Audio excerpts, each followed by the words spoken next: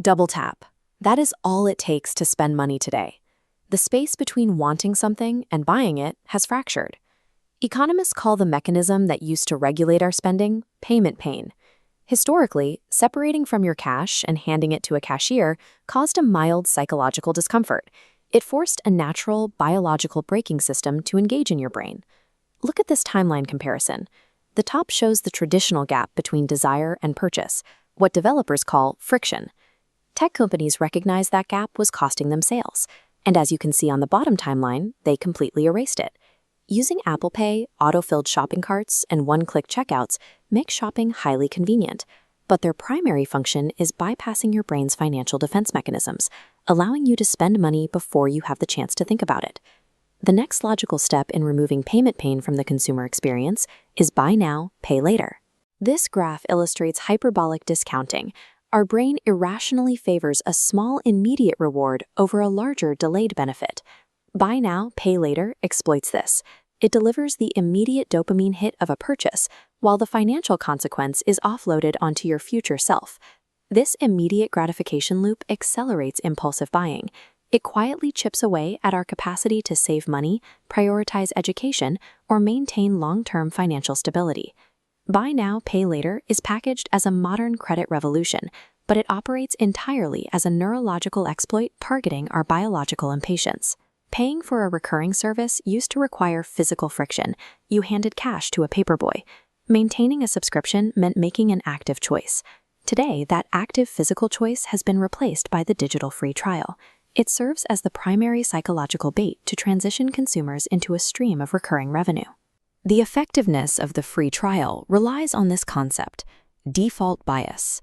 Human beings will passively stick with a pre-selected option rather than expend the effort required to change it. This pie chart shows exactly how reliable human forgetfulness is. According to McKinsey data, 91% of consumers who sign up for a free trial fail to cancel it before their card is charged.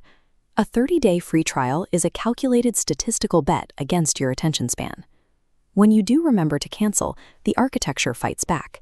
You are forced through a maze of retention surveys, hidden menus, and repetitive confirmation clicks designed to exhaust you into staying. Once trapped, users fall victim to the sunk cost fallacy. They feel a strange, false obligation to keep paying for a language app or a streaming service they rarely use, simply to justify the money they have already wasted on it. The heaviest psychological anchor keeping you subscribed was identified by behavioral economist Daniel Kahneman: loss aversion. Look at how this scale tips. Human biology processes the pain of losing access to a service twice as intently as the joy of saving the monthly fee. Consumer loyalty in the digital age is rarely driven by the active value of a product. It is maintained by an engineered fear of losing your digital assets. Escaping this financial ecosystem requires acknowledging that these digital tools have mutated into automatic, unconscious behaviors. Author Charles Duhigg outlines how these behaviors form through a neurological framework called the habit loop. This loop shows the process. An app sends a push notification. That is the cue. Autoplay triggers the routine. The content provides the reward. As companies artificially engineer these steps, the cycle accelerates, solidifying into a daily reflex. The first step to breaking that reflex is conducting a manual, ruthless subscription audit to drag these invisible background charges into the light. Forcing yourself to look at your bank statements line by line shatters the illusion of the habit loop. It strips the automatic behavior of its power over your money. This practice is the foundation of the slow money movement. It advocates for actively fighting the frictionless economy by putting the brakes back on. The clearest tactical step you can take is to manually delete your saved payment cards and disable one-click checkouts across all your devices. Typing in a 16-digit card number every single time you want to buy something is highly annoying, but that annoyance creates an artificial mental pause, successfully replicating the historical payment pain of handing over physical cash.